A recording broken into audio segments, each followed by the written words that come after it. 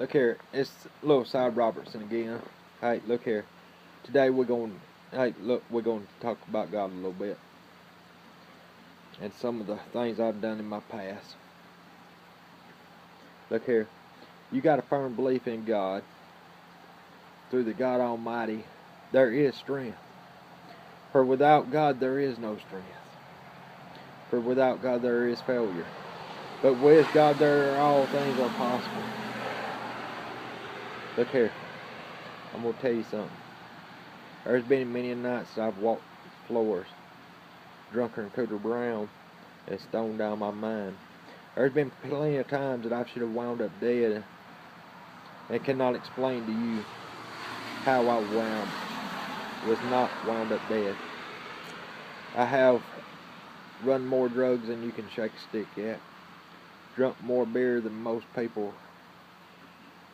can think about drinking, drunk more liquor than you can think about drinking, or that a normal person would think about drinking anyways.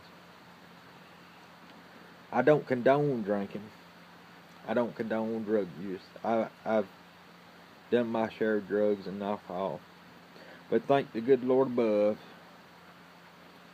for giving me the strength to quit. I still smoke. I started at the age of 14, smoking cigarettes, smoking dope, drinking liquor and beer. Anything to get my high. Turned 21, I stopped them both.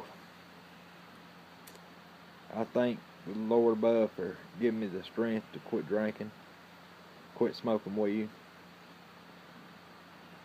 and I'm still working on quitting smoking. But through the grace of God and the power of God, everything can be done. You got to have, look here, you got to have strength through Jesus Christ.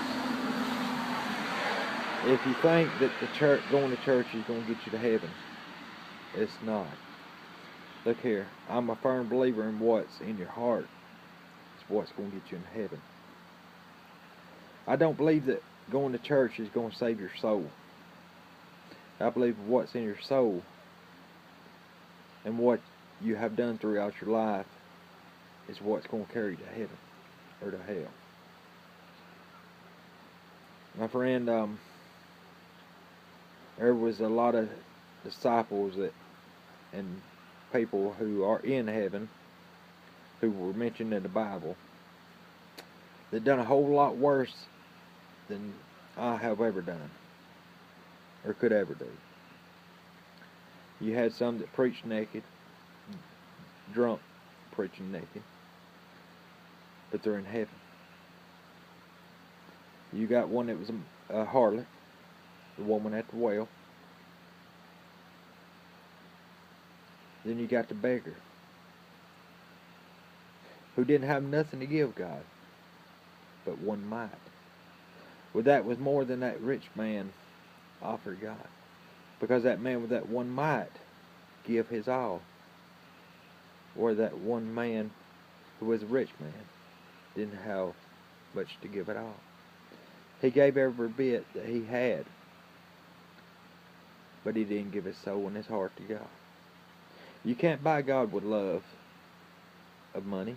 You have to buy Him with the love of your heart.